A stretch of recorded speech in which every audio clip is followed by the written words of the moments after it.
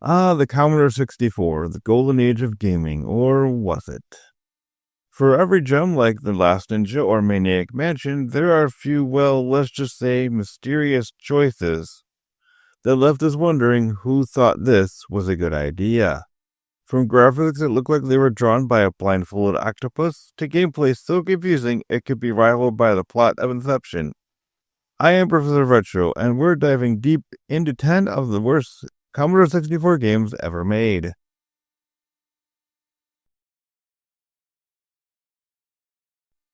So, Super Boxing on the C64 opens up with a flashy intro screen that looks like it was designed by someone who just learned how to use a graphics editor. The letters of the game title flash like they're having an epileptic episode, but you're too busy trying to figure out if that's a pair of boxers or a pair of slightly smudged ASCII characters. Either way, it's definitely giving off 80s energy. Now let's meet the fighters. There's Junkyard Joe, a man who looks like he's been in the ring, and the dumpster behind it. And then there's the Slammer, whose facial features consist of 6 pixels and a dream. So Super Boxing's gameplay, well, the controls, let's just say you give it a pair of joystick inputs and an impossible task.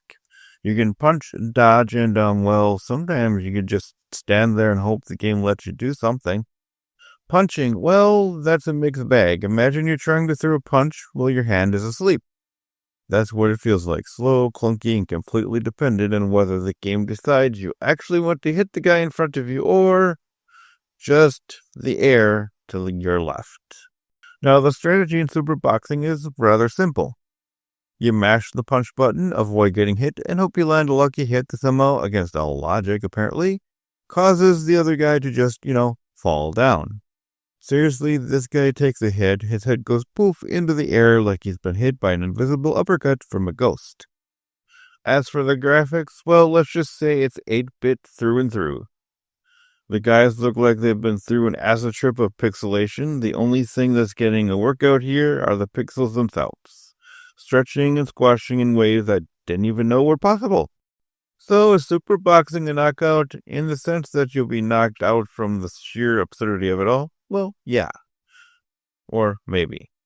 But if you're looking for a solid boxing experience, well, you're better off dusting off an actual pair of gloves and seeing how long you last in the ring.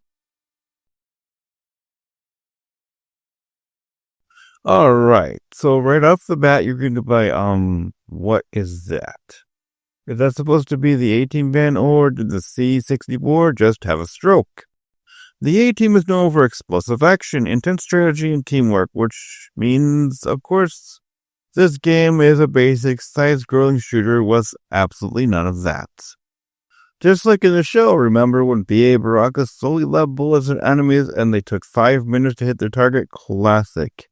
And let's talk about these enemies. They don't really attack much as they just simply exist.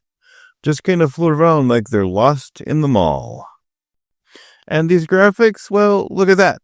Is that supposed to be Hannibal, or did the game just assign him generic old guy number 4 as his new identity? Oh, and the music, you thought the 18 theme was catchy? Well, prepare for the same 3 seconds of beeps and boops repeated until your ears surrender. I pity the fool who plays this with the volume on. As for level design, well, what level design? It's just the same background copy-pasted over and over and over. This is like playing a fever dream that was half-finished and abandoned in a floppy disk somewhere. And if you somehow survive all this, you're rewarded with a single line of text. No epic finale, no cool animation, just mission complete.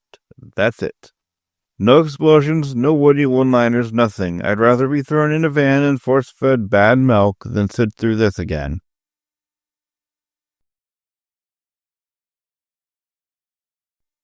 "911 Tiger Shark" on the Commodore 64, a game that's so obscure.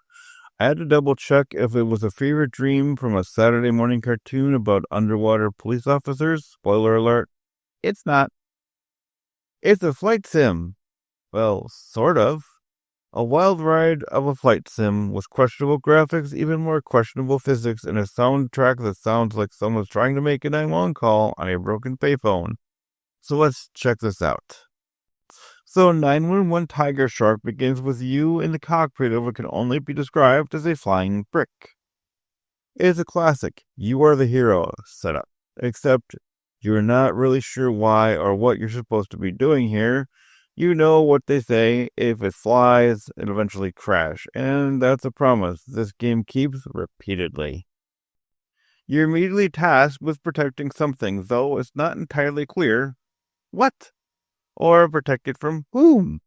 You just sort of blast things in the sky while your radar constantly looks like a toddler's scribble pad. Enemy aircraft? Sure, they're somewhere. You'll see them when you hit the fire button in desperation. Let's talk about the controls, which are a beautiful blend of I think I'm flying and why did I even bother. It's got the signature C64 so many buttons, so little precision feel. Up is down, down is up, and the left and right controls seem to have been made by someone who's only seen a joystick once in their life. On a 60s sitcom. It's all part of the game's charm. Now the gameplay loop, oh boy, the gameplay loop. You spend most of your time just, existing in the air, wondering if this is a mission, or if the game just really into the idea of letting you fly aimlessly. The ocean is below you, vast and empty, just like your hopes and dreams, as you realize the game doesn't tell you what to do after the first 10 minutes. At some point you realize that the only thing keeping you from going is sheer joy, or wondering, am I winning? Am I losing? What even is this? The sky is so big, and yet you're the only one up there. Like a sad, lonely seagull that just learned it can't fly to Canada. 911 Tiger Shark gives you the freedom to explore, just like an airliner during engine failure.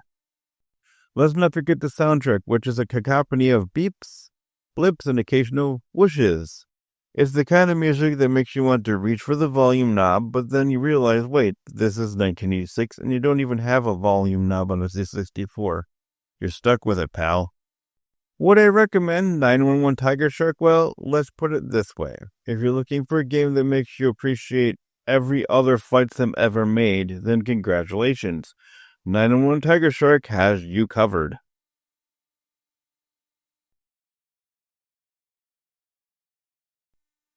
So what do you get when you cross a grandmother with cybernetic enhancements?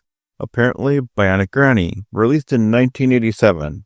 This game takes you on the heart-pounding journey of Granny, a sweet old lady with a robotic arm, saving her beloved cat from an evil villain. You know, classic stuff. Now, I know what you're thinking. Why would a Granny need a bionic enhancement? Well, I'll tell you. It's because she's no ordinary Granny. She's the type to make you cookies and then punch you in orbit if you mess with her cat. First off, let's talk about Granny's moves. This is not your typical shuffle down the street with a walker. No. Granny's got a bionic arm that can take down bad guys in one punch. One punch, people. That's right. She's like the Terminator, but with more knitting and fewer guns. When Granny punches, it's like a whiff of your grandmother's homemade stew, but way more painful. However, the game does have its quirks, like Granny isn't invincible. A well-placed hit from the enemy sends her flying back in slow motion, which honestly looks more like she's just taking a nap in the middle of a fight. Come on, Granny, get up! It's like watching my grandmother try to get up from a rocking chair after too much peach schnapps, slow and painful. Then there's the level design. You'll be moving through maze-like environments, dodging enemies and traps. Now, I know what you're thinking. A maze game with a bionic Granny.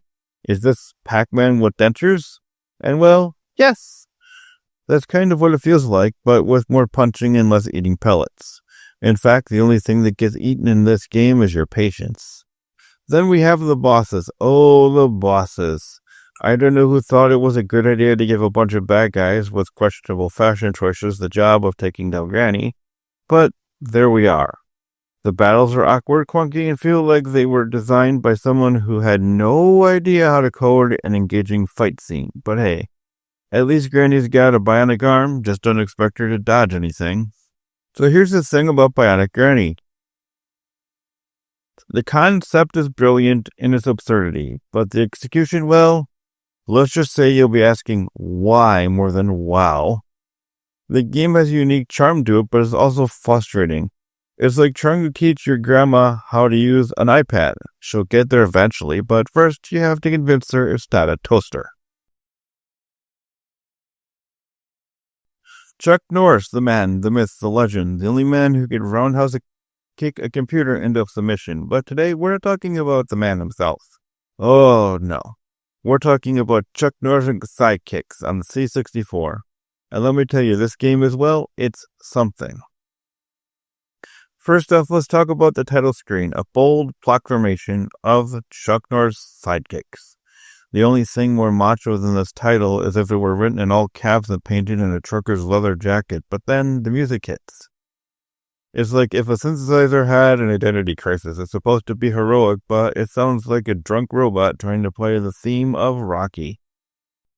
And here we go, folks. Chuck Norris in pixelated glory. He's got the moves, he's got the punches, and by he's got the punches, I mean he does one punch over and over.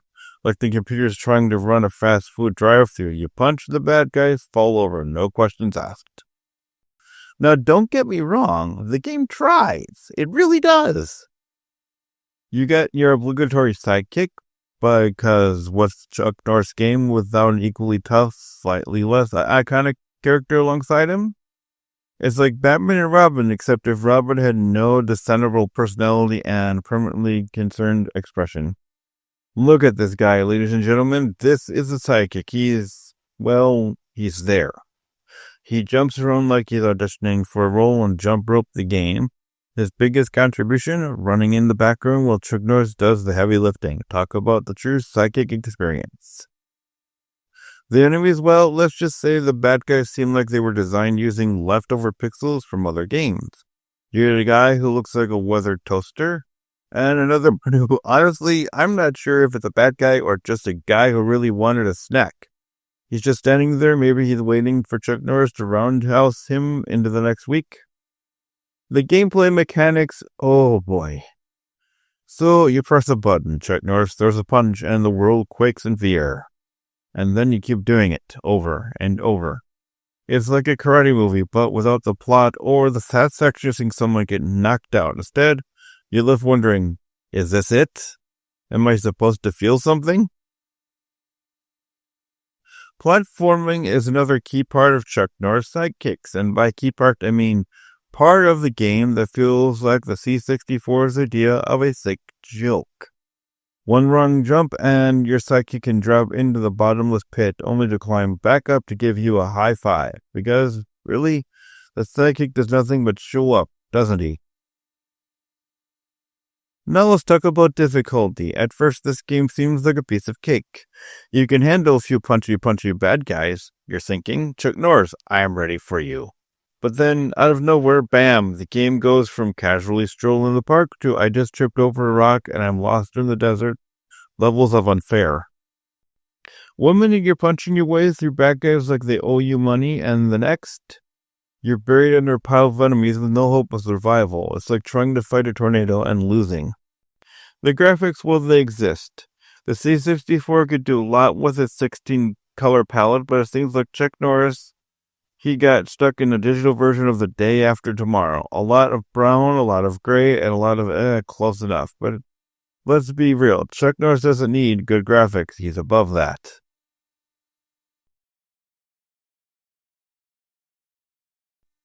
First, let's talk story. What is Korea Karate's plot? Well, apparently you're some karate master tasked with, karateing people in various environments. That's it. I mean, there's a deeper narrative here. A tragic backstory of loss and redemption, maybe. But the game story is delivered with all the emotional depth of a vending machine manual. Look at the title screen. You know you're in for a treat when the game's most intense visual is a pixelated K on karate. If this was the 90s, we'd all be shaking our heads asking, what happened to my Karate Kid? Now let's talk controls. And oh boy, are they a real workout. You have to use a joystick or in some cases a fancy C64 keyboard just to get your character to move. Your character has 2 moves, punch and jump. That's it. But good luck actually landing those punches. They seem to work on a, random hit detection algorithm. And the jumping, let's just say, is less Bruce Lee and more drunk kangaroo. That's right, folks, you can jump around like a madman and get hit midair. Karate, folks, it's all about unpredictability and physics. Those don't exist in this dojo. Now let's talk about the visuals, or as I like to call them, eye-searing chaos. The C64 was capable of some really great stuff, but not here. You know what the characters remind me of? The one pixelated guy who shows up in every early game where the devs were too cheap to make detailed sprites. There's a lot of weirdly blocky people throwing punches at each other, and honestly, they look like someone drew them on a napkin during a lunch break. It's like the artist who was trying to make a martial arts champion, but all they got was a man with a potato head. And here we have the cast of characters, truly a rogue's gallery of imagination. We've got, man, other man, and third man. There's no telling who these people are. They could be karate experts, or they could just be guys who wandered into the wrong game. The plot's unclear. Now, the sound is where Korea Karate really flexes. Its complete lack of effort. We've got the same repetitive tune looping over and over and over again, like someone stuck their fingers in their ears and said, "That's fine." The punch sound is weak, sad thunk that sounds like the game's developers gave up halfway through. And here's where Korea Karate really shows its colors, the challenge. But here's the thing, it's not a challenge in the way you'd expect, no. It's because the game is tough. It's because it's unintentionally broken. You'll wonder if you're doing something wrong. Enemies just kind of stand there. They don't even try to fight back. It's like they were tooled, look tough, but forgot how to punch. So, Korea Karate for the C64, an experience that almost as painful as watching someone who doesn't know martial arts try to teach a class.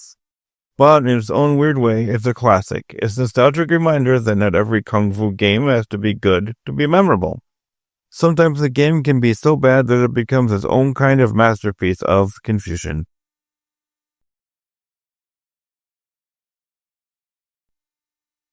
So, Akari Warriors was released in 1987, if you're wondering. Yes, that is in 1987 when it was cool to name your game something that vaguely suggests battle. But without telling you what you're fighting. Is it a warrior? Is it a legion? Is it a bunch of poorly coded sprites running around? The world may never know. Now, Akari Warriors on a C64 is a port of the arcade game. And let's be honest, it's not the most faithful port. Imagine the arcade version as a buffet, and this C64 version as the leftovers served in a half-closed Tupperware container that's been in the fridge for about a week. Looks familiar?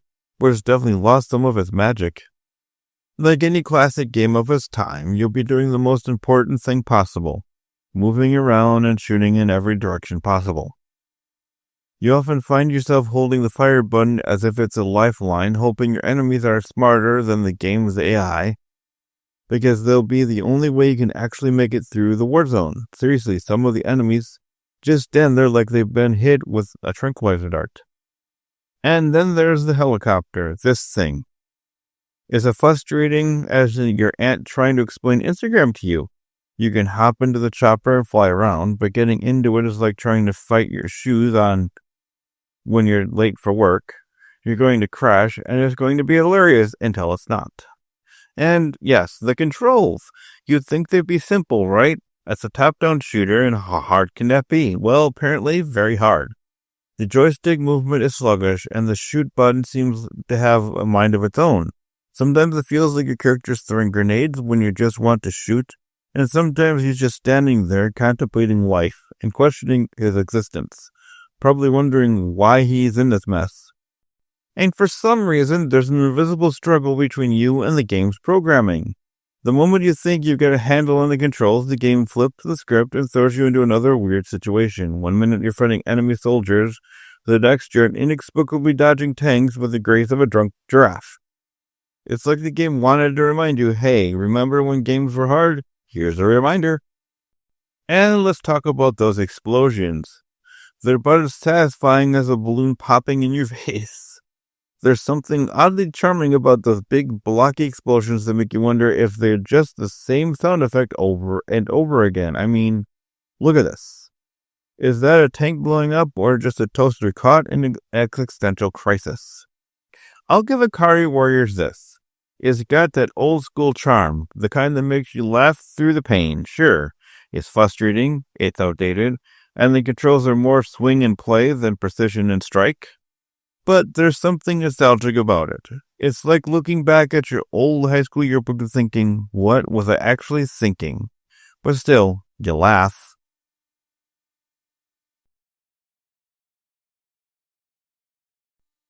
Magic Carpet, the game that promised to take you on a mystical flying adventure over enchanted lands, and the C64 made it all possible. Or maybe it did. Kind of, if you like the squint and don't mind a little bit of nausea. Look at this. Beautiful, isn't it? A magical journey filled with peril, adventure, and possibly a few misclicks that'll send your carpet into the side of a mountain. But hey, that's what happens when you're flying without a GPS. So what's the plot of Magic Carpet? Well, brace yourself for a narrative as deep as a puddle in a desert. You're a wizard. You got a magic carpet. Your job? Fight other wizards, summon creatures, and collect gems. It's like if Aladdin and Gandalf had a baby, and that baby dropped out of a flying carpet while being chased by angry pixels. It's really that simple. There's no time for character development, when you're literally flying through the air, dodging fireballs, and trying to crash into every tree on the map. You're a wizard, remember? You're supposed to be throwing magical fireballs and summoning creatures. But when you're operating with a joystick from a 1980s Commodore 64, these fireballs have a mind of their own. Look at that. It's like the game is saying, you can have all the power in the world, but I decide where the fireball goes. Now let's talk about the controls, because what's an arcade-style flying game without joystick-induced nightmares, right? You're supposed to be gracefully flying your magic carpet over mountains, rivers, and forests. Instead, you find yourself fighting with a joystick like it's trying to escape from you, up and down, left and right. You might as well have been riding a broomstick instead of a magic flying carpet with those controls. Seriously, the magic carpet might have been enchanted, but the joystick was definitely cursed. Now let's talk about the visuals. Look, it's 1986. So we're talking pixels on pixels here. But even those limitations, this game manages to give you, well, a landscape that's probably best described as abstract art. I mean, look at the sky. Is it a sunset, a nuclear explosion, a colorblind wizard's dream? Well, never know, but it's certainly something. So what's the final verdict here? Well, Magic Carpet is a game for the dedicated wizard enthusiast who enjoys a side of frustration with their flying carpets. It's like the game is constantly laughing at you, but if you're a fan of flying through pixelated landscapes, fighting wizards, and casting spells that sometimes go in the exact opposite direction, welcome to your new favorite game. And let's not forget the epic moments when you finally manage to hit it, and with a spell, I feel like a god among men. It's a fleeting moment, but it's worth it.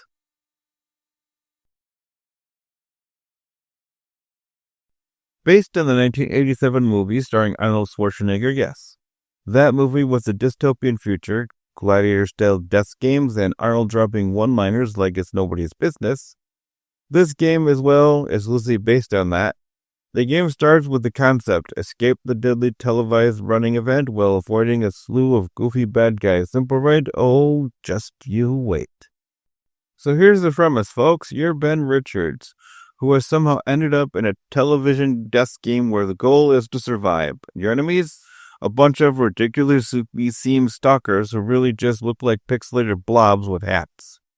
You got the classic blend of bad guys. There's a guy with a mace, some maniac with a chainsaw, and that's basically it. They look like they're wandered off the set of an amateur high school play. The game itself is a mix of platforming, dodging, and, well, running.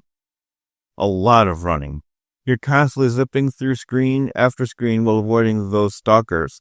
You have a limited health, and the bad guys will chase you until you take a break too. I don't know, drink some water or grab a sandwich, because here's the kicker. You can never tell if you're supposed to fight or just avoid them. It's like trying to play hide and seek with a blindfold on. Spoiler, you lose. So here's the most important thing to understand about Running Man, the controls. In theory, they seem simple. Left, right, jump, pick up items, but in reality, it's like trying to steer a shopping cart on ice. Your character runs as though he's in a race, but instead of having control over it, you feel more like you're holding on to the back of a wild stallion. Good luck! See this right here? This is you trying to jump over obstacles. You'll time it, you'll press the button, and whoops, Ben just face-planted into a pit. He's fine, but your self-esteem has just taken a nosedive. And what's this? A bad guy with a chainsaw. Yeah, you better start running because those controls are not going to help you out of this one. But wait, there's more! After failing miserably at dodging enemies, you pick up money. That's right, it's like a bizarre version of Monopoly, except instead of real estate, you're just collecting cash while rewarding the world's most ridiculous criminals. And no, there's no way to spend the cash. It's just there for reasons. It's like picking up an ancient artifact, except you can't use it to solve any puzzles. And let's not forget the stalker battles. Every now and then, you'll have to face off against a big bad stalker. It's not as exciting as it sounds. The battle usually involves running away from them until your heart gives out, hoping your timing is perfect because, God forbid, you have to fight them. Spoiler alert, it's just a very awkward chase with enemies who are also just running in a straight line. Like they're having an off day too. Okay, so let's talk about the big picture here. Running Man on the Commodore 64 is a mystery. It doesn't make a lot of sense, it doesn't hold up very well, and the graphics are, let's just say, charmingly retro. The whole thing feels like it's been trapped in the 80s and refuses to leave, much like the terrible haircuts we all once thought were cool. It's like a fever dream from a time when video games were still figuring out who they are.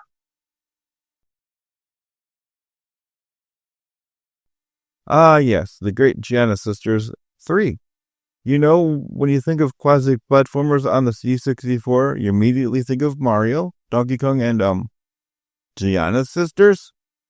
Yeah, you'd be hard-pressed to remember this one if it weren't for its incredibly ambitious attempt to cash in on the whole Super Mario Bros. Craze. So you start the game and oh look, it's a girl in a red outfit running through a colorful, bouncy landscape. Doesn't this sound like every platformer ever?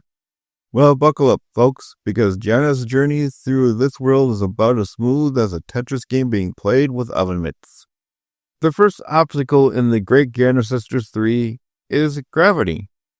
You meet it often, and it'll greet you with a warm, painful embrace. Falling into pits is practically a feature of this game. Now let's talk about the enemies. Oh, the enemies. There's a lot to talk about here, mainly because you can't help but stare at the bizarre designs.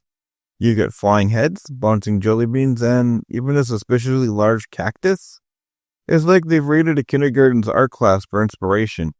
Seriously, did anyone bother to test how Gianna jumps? She can leap over a cactus like it's a mountain, but when it comes to jumping over a basic gap, oops, better luck next time, champ. Oh no, the dreaded death mechanic. Get hit by an enemy and you lose a life, but here's the kicker. You only take about one hit before you Dunzo. One hit. It's like playing a game of dodge. The enemies, but in the worst possible way. One bad jump and you're back in the beginning. Who needs extra lives when you can be punished so thoroughly for existing? And don't get me started on the controls. Moving Gianna around feels like trying to steer a shopping cart with one broken wheel. You think you're making a tight jump, but nope. Her jump is more like a slightly elevated leap of faith. Ah yes, bonus stages. Now you think after the brutal difficulty, the game would throw you a bone. But what do you get instead? Power-ups that don't make any sense? What are these power-ups? What are they supposed to do? Honestly, I don't know. But here's the kicker. You collect them out of sheer confusion, hoping they might help you survive this platforming nightmare. And then there's the music. Oh, the music. It's like someone took the theme from Super Mario Bros., put it in a blender, and hit hooray! You hear the same little tune over and over again, drilling it into your skull like a woodpecker with no off switch. By the third level, you'll be begging for silence or a new game entirely. But hey, don't worry, there's plenty of action. Gianna's world is bursting with speed, danger, and, well, more running. You spend most of your time running away from things like an over-caffeinated rabbit, because that's just what the game demands. You're not just playing, you're escaping a constant stream of nope. So after all that, you finish the game, and what's this? The credits. The sweet release of knowing you suffered enough to earn the fleeting moment of relief. Congratulations, you survived the Great Gianna Sisters 3, and your brain cells will never be the same again. Well, there you have it, folks, the 10 worst Commodore 64 games that made us question the meaning of our fun. From pixelated nightmares, a gameplay that's just about as engaging as watching paint dry. These titles sure left a mark, and not the kind of you want to show off at a party. But hey, let's be real, we all know that the C64 was full of gems that made our childhoods magical. These, well, not so much.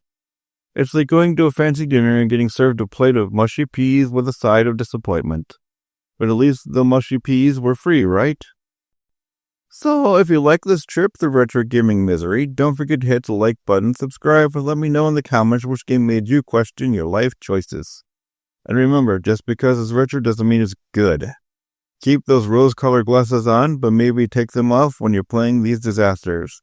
Until next time, keep your joystick steady and your expectations low. Catch you in the next video.